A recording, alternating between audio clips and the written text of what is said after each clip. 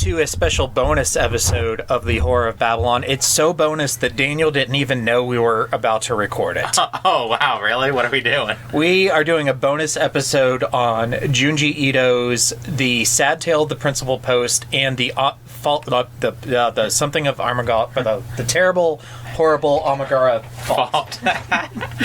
Please keep that in. Okay. I want the stutter. I don't have to look it up. It's the Enigma of Amigara fault. That's what it is. Thank you. Yeah. Ooh, yay. So just quick background.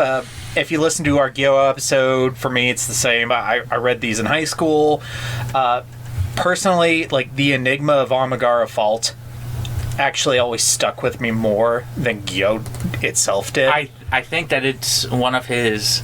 I don't know if I'd say it's one of his scariest, but it's one of his most haunting short stories. The last page specifically, is stuck in my brain forever. I watched a horror YouTuber, big surprise, who did an episode on it, and how it's like he interpreted it as this allegory for depression and giving into it, going in the hole. Oh. And I was like, oh, after listening to that, that's all I can see when I reread it. I prefer to take it literal, but that's good too. I mean, it could be literal and allegorical. Yeah, I mean, we all read things different ways. The vampire's a pure myth, superstition. I may be able to bring you proof that the superstition of yesterday can become the scientific reality of today. So, in background, just real quick, these are two manga short stories written by Junji Ito, published with Gyo, which we have done an episode on recently. You can look back into our podcast history and grab that. We're just really just going to talk about each of them individually. We're not going to, with most things, how we do the structure and the themes and the characters. We're just going to talk about one and then talk about the other, and then we'll rank them and we'll get out of here. This is going to be a short one. Okay, so I'm looking up a Japanese word real quick because it's pertinent to the post story. Okay. So now we can start the discussion proper. All right, let's start with the Sad Tale of the Principal Post, because I know we're going to spend less time on that one. It's very short. It is 4 pages long. We could just read it. Yeah, we could literally do a voiceover. We should see if we can get the rights to this, since this will be our dollar baby. But how would you? Okay, so if you haven't read it, there's a house party. Some people have just moved in. It's a family, and they have friends over, and then they're like, "Hey, where's Dad? Where's Dad?" And they hear someone screaming from the crawl space under the house. The family goes under the house, and the dad is beneath the principal post of the house, and they're like, "Oh my God, we got to call for help. We got to get you out of there." And he's like, "No, if you move me or move the post, the house could fall in, and so I'm just going to lay here and die." And that's what happens. When I first read this, it reminded me of a few plot lines that you encounter in the Fatal Frame games, which are based off of a Japanese human sacrifice practice that may or may not be historically accurate. It's kind of disputed whether or not it's like allegorical legend or people actually did this, which is, and I'm gonna butcher this pronunciation, Hitobashira, which literally stands for human pillars. You said that right. Hitobashira. Hitobashira. Yeah, cool. I could speak Japanese. Japanese is phonetic for the most part. Which is literally, they would bury people alive to make buildings or structures stronger. That's interesting. Reminds me of them burying the workers under the Great Wall. Yeah. The article for this also mentions the Great Wall, the Chinese. It's all throughout East Asia as people have these, beliefs about this. And so that's what the story reminded me of, was like there's little plot lines that were in some of the Fatal Frame games, especially 5. Mm-hmm. And he's literally becomes the pillar for his house. Yeah, part of me was like, because we don't talk a lot about a lot of personal stuff here, but mm-hmm.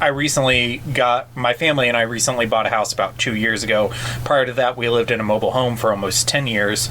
So I know the value of a house to a family, mm-hmm. but I'm pretty sure the dad, I'm more valuable to the family than the house. So, like, get this fucking post off of me. Well, you see, it's symbolic for you holding the house up as your patriarchal male role duty. Okay, but then when I'm dead, what patriarchal male is going to pay the mortgage? The new boyfriend. Great. So my life insurance policy gives her X number of days to find a new boyfriend. Yes. Great. Welcome to America. Yeah. So thank you for giving me the sads, Junji Ito. It's fun. Like there's not a whole lot to go in on this one particular. It's just it's a nice little short story. Yeah.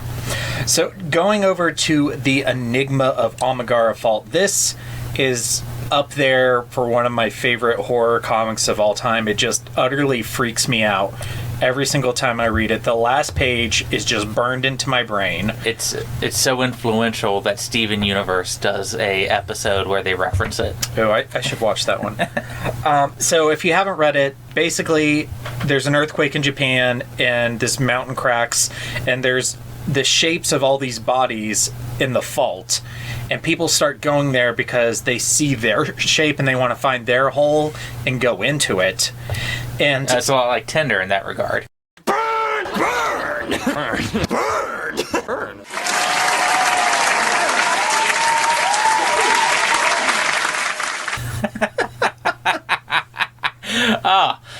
Oh, God, I was actually funny. Yeah, I'll leave that. Basically, once you find your hole, you can't control yourself. You're utterly drawn. You have to go into it. And the scary part for me is every time I read it, I'm like, no, I would not fucking go in my hole. Even if I found my hole, I wouldn't fucking go in, which is what the protagonist does. At first. Until he finds his hole. Yeah. And then he goes in. It sounds so stupid. And it sounds dumb when you explain it like that. But it's also like he finds his hole right after his girlfriend disappears into hers. His girlfriend of 5 hours. Yeah, you know. I've had relationships that lasted less, so. Thanks, divorce. Burn! Yeah.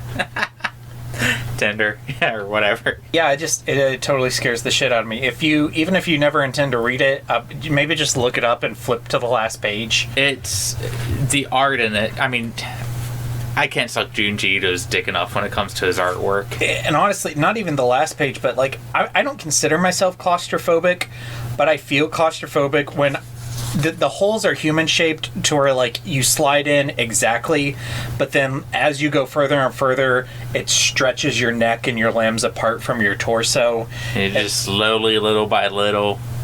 It's great. I feel totally claustrophobic. It's very, very effective body horror. Yeah, it makes this story turns me into Robert Langdon. I just can't. That's a good reference. Yeah. I miss Robert Langdon. I do too. I need to reread one of those. It's been a few years. Has Dan Brown written anything new recently? No, he did Origin, which is the 5th Robert Langdon novel, and that was, God, when did that come out? I mean, I guess, like, the money he made off of even the Da Vinci Code. Yeah, it was enough. He's a great writer, but he's not Stephen King. He's not.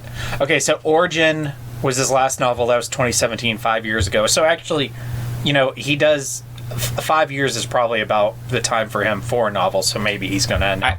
I really love his writing style of ending every super short chapter on a cliffhanger because it makes you read it so fucking fast. Yeah.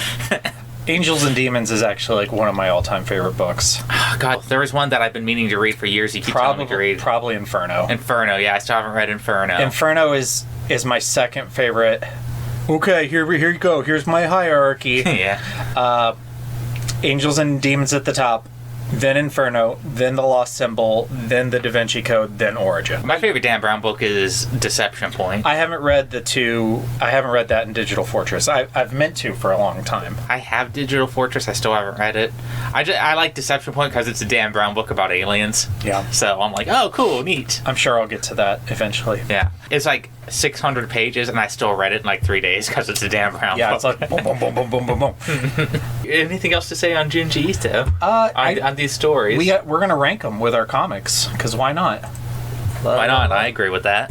Have we reviewed any like shitty comics yet? I wouldn't call Master of the Future shitty, Yeah, but it's definitely not the Gaslight. Yeah, I mean, like, the drop off between Gotham by Gaslight and Master of the Future is big. Yeah, that's but it's very not big. it's not shitty. I have read some comic books in my life where I was like, oh my god, why did I waste my time reading that? Yeah. And Master of the Future is not one of them.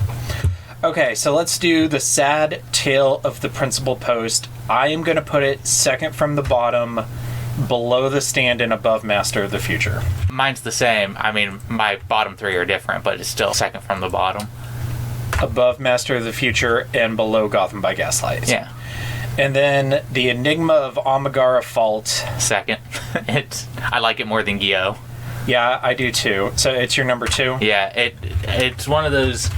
It's short, it's effective, and it will haunt. It stays with you. Oh, it like does. After you read it. It's literally stayed with me for over 10 years. It's Yeah. so fucking fucked. I think it's my number 1. That's not bad. It's not a bad number 1. Yeah, I won't so- fault you for that. It's so fucked up. Yeah. Yeah. Okay, great. So Would you do a movie? Or I don't know if there's enough content for a movie of it, but I could see like.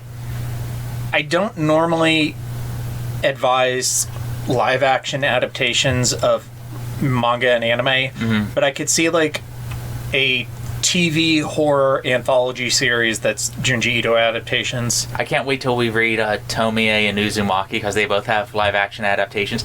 There's like 12 fucking Tomie movies, so we're gonna have to narrow it down. Or we could just watch them all.